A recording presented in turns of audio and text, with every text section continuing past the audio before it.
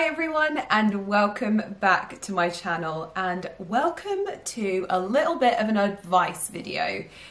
I have thought about making this video for a while because I wanted to run through a few of the key things that I put through my head before I make a purchase, and especially with regards to high-end and luxury items. I always have to have this checklist in my mind because I often find that it's really easy for myself personally to end up purchasing something that I wouldn't normally purchase, something completely out of character. Maybe it doesn't suit me, maybe I've been influenced into it, or maybe I've just got a bit carried away with a trend.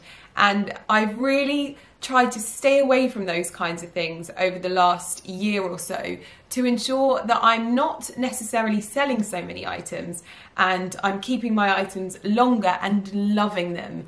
The main reason that I buy these items is because I love them and I want them in my collection, or I want them in my home, or I just want to own them, and they bring me a little piece of joy in my life because, to put it bluntly, you can't take it with you, so you might as well enjoy it whilst you're on the earth. So I thought that I would run through a few of my, well, 5 of my top tips that I do before I purchase anything, and especially luxury items. If you aren't subscribed to my channel, then please do hit the subscribe button down below. I know that everybody says this, but it is the biggest difference for a channel if you do that. And you might never check your subscription box. I actually personally do check my subscription box. I find it very, very useful, but it's really handy. And if you enjoy these kinds of videos, it really does show me that it's content that you want to see. So I often show a lot of items that I purchase on this channel, and hopefully I purchase these items and it means that if I waste my money, you don't have to. But I am trying to do it so that I'm not wasting my money either. And so I've had to check myself a few times and have a word with myself and ensure that I'm not getting carried away.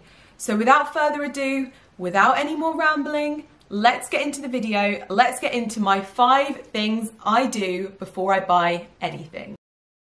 So you might think that this is a little bit obvious, but for me, I think it's a really important one and something that I never want to sound like I'm repeating myself, but I also feel like I want to make more of a point of it on my channel specifically. But the first thing that I do before I purchase anything is I check what disposable money I have in order to make that purchase. Now that may seem really obvious. However, I see a lot of people, you know, it's each to their own. I'm never shading anyone on my channel, but I do see a lot of people potentially promoting things like Klarna, and people getting into debt, and people getting carried away and buying things that they can't afford.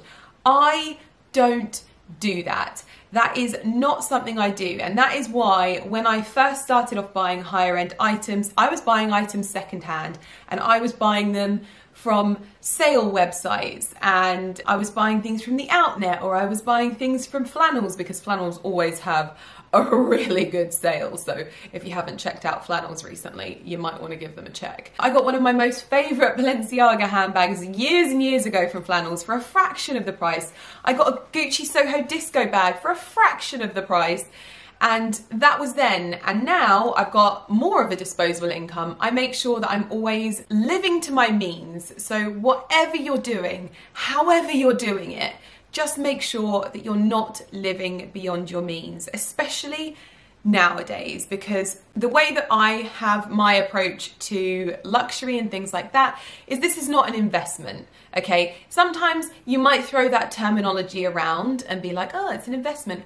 When I say that, I mean it's more an investment in my wardrobe. I'm doing so because I know it makes me feel good. It's, for me, an investment in my business as well, because I create content around fashion. But whatever I'm doing, I just want to make sure that whether you're watching my channel or someone else's channel, you first and foremost, before you click that buy button, you're ensuring that you've actually got that money in your account, and it doesn't need to go on your mortgage, on your rent, on your bills. It's yours, and it's yours to spend however you like. So first and foremost, let's not get into debt for a handbag, okay? Because that is not what this is about. And I think that that's a really important part of if you're thinking about getting into luxury now, or you're a younger viewer and it's something that you might like to do in the future, always ensure that you're covered for all of your expenses and all of your necessities and bills and mortgage before you do anything. And that is what I do before I purchase anything. And touch wood, I've never found myself in a situation where I haven't been able to pay my rent or my bills or my mortgage. So fingers crossed, there's still time. Secondly, I look at what I already have, because I know I have found myself in situations where I've looked at what I've got in my wardrobe and I'm like, why did you even buy that, Lydia? Like, it literally, if you're gonna wear one of the two, you're gonna always wear that one. So why did you buy that one? And that's a trap that I found myself in a few times, and it's one that I don't want to be in anymore. I just want to ensure that the items that I have in my wardrobe are items that I'm going to wear, and I'm not going to constantly be thinking, oh, I've not worn that. It's about looking at what you have, whether it's shoes or bags or dresses, and looking at what you have and looking at it with regards to what you want and seeing where you're going to wear or use each item differently. So for example, I have 2 limited edition Christian Dior medium-sized Lady Dior bags. One is the astrological bag and one is the Jardin de Public. I don't know. I just like saying that word. No, I think it's like the wildflower one, and they are essentially the same handbag but very different. This one is a dark handbag, this one is a light handbag, this one's slightly more whimsical, and this one's a little bit more, I feel it's a little bit more like boho chic. And for me, those bags fulfill 2 very, very different jobs and different staples in my wardrobe. So when I was buying the wildflower bag, I didn't feel like I was doubling up there. And that was a good purchase for me. And I still wear both of those handbags and love both of those handbags. Sometimes I will end up actually doubling up on a style of handbag. So I do have a number of the Fendi Peekaboo bags. For me, this bag it's a classic first and foremost. It's a style which I find is really feminine and ladylike and beautiful, but also it has the ability to be quite practical if you go for a slightly larger size. I love the slightly smaller sizes, and I find wearing them crossbody, they always look so beautiful with dresses, and they can work for evening dresses as well. And they definitely work for more like professional settings. So when I wear them to meetings, they always just look really nice and smart. There will be items that present themselves after you've bought one. So I definitely found with my Valentino rock studs, I purchased the nude pair, the slightly heeled Valentino rock stud sandals. I purchased the nude pair, and it became more and more apparent to me that actually there was space in my wardrobe for the black pair, because I was wanting to wear the black pair with my darker Christian Dior bags because it pairs really, really nicely with those. So there will be instances where you do necessarily think, actually, I think that there's space for that in my wardrobe. But what I always do is ensure that I'm not just buying something that is super similar to something I already have. And I know you're going to be thinking about all of the black handbags that I have, but I promise you, I'm streamlining that, and I'm making sure that they're handbags that have different feels now. There's the classic Chanels, there's the smart Chanel, there's a million different ways to justify a black handbag because I've been doing this a very, very long time. But I'm definitely making sure that there's no bags that have the same feel and they don't add the same vibe to an outfit. I've got the black Dior saddle bag. That's a completely different vibe to my black Chanel classic flap. And they both bring different elements to an outfit. So for me, that's something that within my budget, I'm able to accommodate. And I think that that's what's really important. But what I don't want is to have 2 bags, the same feel, and not knowing where I'm gonna wear one of them, because I'm always gonna pick the Dior's over the... I'm just always gonna pick the Dior's. No, I'm joking. So I've got my black Fendi Peekaboo in the small size, which I bought off Lorna Luxe. I'm not then going to go and buy a black Lady Dior bag because for me, it just wouldn't make sense. I have the black medium, which works as a work bag, whereas my Fendi doesn't work as a work bag because it's too small. So I've got the smart chic bag in a different style, but bigger, so I can use it for work. And then I've got the black chic handbag in the smaller, so I can wear it crossbody and it works. Believe me, it all makes sense in my head, and they both get worn, and that's what matters. Thirdly, and I think I've already touched on this, but I am doing my absolute best to stay away from trend bags. I fell into the clutches, pardon the pun, of the Bottega Veneta pouch bag, and I fell hook, line and sinker. Some people argue that that is a classic, and it might well end up being, but for me right now, I feel like Rosie Huntington-Whiteley is kind of the epicenter of. It does feel slightly trend-led to me at the moment, and I was very quick, very hasty to buy that bag, and after a few months I was like, it's actually not fitting within my style. So I'm happy to be proven wrong on that particular bag. And with regards to the more recent Bottega Veneta bags, they're beautiful, they're not for me, they don't have that classic feel as yet, and so I'm trying to stay away from them. So that's one of the first things that I look at with regards to handbags is this going to be a trend bag? I have to check myself regularly on this because I get so caught up in handbags, you would have no idea. And I'm like, I have to put myself in like the corner and just sit there for a while and be like, Lydia, you do not need that bag. Just wait and like, just be patient and it's okay. Don't worry, calm yourself. That's what I have to do on the regular because otherwise I get carried away. And I feel like this leads nicely on to my next point. Fourthly, don't allow yourself to be influenced. And I feel like this is going to be a controversial one because I'm technically an influencer.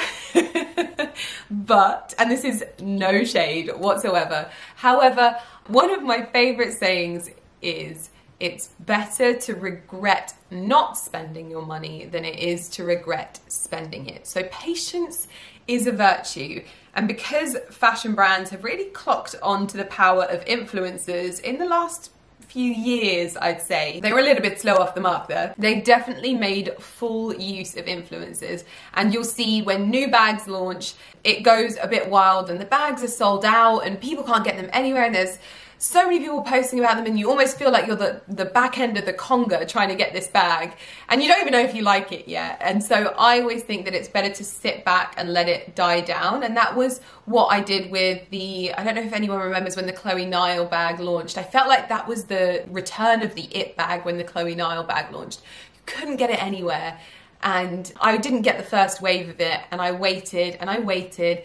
And by the time I was purchasing it, I really felt like I wanted this bag, and it's still in my collection now, and it's still a bag that I wear now. People will argue that it might not be timeless, but it's a bag that I really love, and it's a bag that I use. And so that for me was exactly how I think that is good to purchase handbags. Don't impulse buy just because you see it everywhere, because I've fallen victim to that as well, as we noted. I would much rather regret not spending my money than regret spending it, and that is a fact. But I'm saying this as an influencer who is gifted handbags by the brand as well. So this isn't something that I think is wrong in any way, shape or form, and everyone's taste in handbags is completely different. But I know that I have to check myself on the regular to be sure that this is a bag that I really want in my collection, or it's a bag that I love. So recently I worked with Bulgari on their Serpentine Forever bags, and that for me was just the most perfect fit because I have literally bought that bag myself. So that was absolutely perfect. And next week I'm doing a collaboration with Fendi on their peekaboo bags, which for me, all of my Fendi peekaboos I have bought myself. So to be able to work on their pop-up is really exciting. But there will be bags that launch and I will be offered to receive them, and I do have to turn around and say, thank you so much. There isn't a bag in this call sheet that is for me.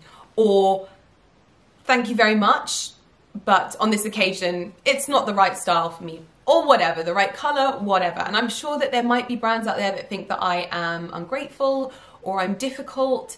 But for me, it's really important that whenever I'm showing you something, especially something that is that expensive, that I'm able to, first of all, understand the worth of that, and that I'm showing you an item that I would actually want in my wardrobe myself, but also able to stand behind the love that I have for that item and really speak with authenticity about it. And that's something that it's not easy, and I understand that, and everyone's style is different. So that's first and foremost, but take your time, breathe.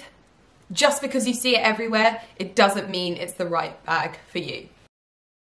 And finally, I really have to understand the likelihood of use and how often I'm going to use this particular bag before I purchase it. There are bags that you will buy potentially in your lifetime if you like bags, or whatever it is. If you're buying a fast car or a motorbike or a house, there will be particular purchases that you make that may get more use than others. So for example, when you buy the home you live in, you will probably get more use out of that than you would if you were to then buy a holiday home. You understand that your holiday home isn't necessarily going to get that much use.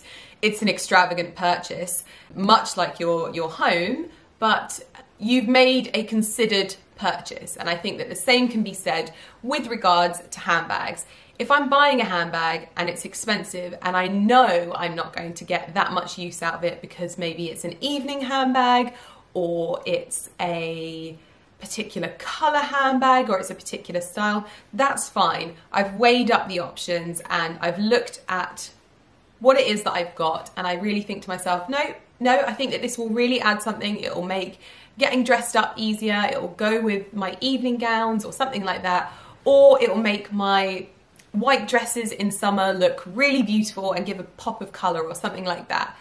That's different. If I buy something with the intention of using it lots and lots and lots, and then I don't use it lots and lots and lots, I would say that that is something that wasn't a great purchase for me. And I am the most trigger happy person when it comes to selling items. If it's gathering dust and it wasn't supposed to gather dust, it's gone. And I also have to weigh up the likelihood of how I'm going to use it, because one of the things that I've often toyed with over the years, and it's definitely a brand and a particular bag that I've got sometimes like caught up in, I'm like, yeah, I need that bag or something like that. It's the Hermes bags, or Hermes, or I mean, you should probably learn how to say it right before you buy one, Lydia. It's always a controversial subject. I think that their bags, they're so me because they're top handle with a crossbody. They're like so structured and feminine, and I look at them and I'm like, that's such a you handbag. But I also think about things like my Louis Vuitton trunks, which are the same price there roughly of an Hermes bag, and I think, would I feel comfortable carrying something that expensive on my arm? I don't know. I'm not sure. I'm on the fence. And I don't want to be worried about wearing my handbags or my possessions. And that's something that I am quite careful about, because I'm not an investor in luxury handbags or luxury items. I'm a lover, and I'm someone that likes to wear them and wear them a lot and wear them to within an inch of their lives. And I don't know whether I would do that with a bag that costs as much as an Hermes bag. So it's one of those things that I just consider, and I constantly think to myself, oh no, oh no. And I constantly go back and forth, but as it stands, I'm kind of more into these ones that just sit in the corner of my home and look really nice, and I get to stare at them and appreciate them, and I don't have to worry about taking them outside. So these work really, really well for me right now. But that is my 5 things I do before I purchase anything. And I've kind of centered this around like luxury accessories, because I feel like that's a lot of the things I spend a lot of my money on when it comes to this channel. And I did a video like this previously. on like how I afford luxury and things like that, and I'll link that in the description box because I really love these more informative videos, and I hope that I can give more clarity and context and information about purchasing processes that I go through and how it's kind of progressed over the years, because I know it's easy to come to a channel like mine and think, oh my gosh, she's like this privileged lady living in her house in the countryside. And it's really interesting because I found myself watching one of my old videos last night because someone commented on it, and the comment really piqued my interest. And the comment said, well, look at you now in your lovely countryside home surrounded by animals and lavender. And I was like, that's such a nice comment, and I didn't really understand the context behind it.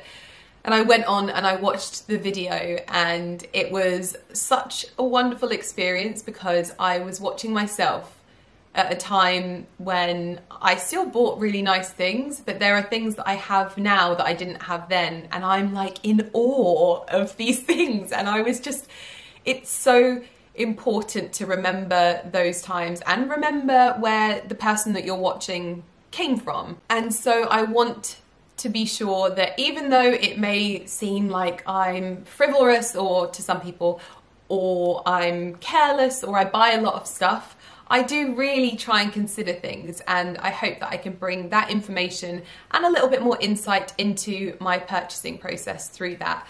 I was very cute in the video because we had a loan car from Jaguar and the steering wheel was heated, and I was like, oh my god, it's got a heated steering wheel. I've got a heated steering wheel now, and I'm like, I wish I could tell you that makes me want to cry. I wish I could tell you that one day it's making me sad.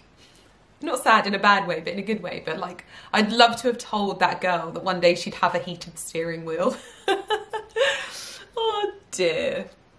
Anyway, if you want to know more about me, there's loads of videos, and you'll be able to see where Ali and I came from and where we used to live and what our lives were like. And I think that's really important. I probably don't reference it. Maybe I do reference it too much. I don't know. But there's loads and loads of videos on this channel. So make sure that you head back and watch old ones because, yeah, it's quite humbling going back and watching those things. And it's actually what inspired this video as well. So hopefully you found it informative and you've enjoyed it as well. I can't believe I got emotion at the end. If you aren't subscribed to my channel, please do hit the subscribe button down below. And if you liked this video, please do give it a thumbs up. And I will hopefully see you in my next video. In the comments down below, let me know if you've ever made a mistake when it comes to purchasing something, or what has been your one thing that you've purchased that you're like, yes, that was a good purchase. What would be my like win of purchases when it came to like luxury things? Do you know what?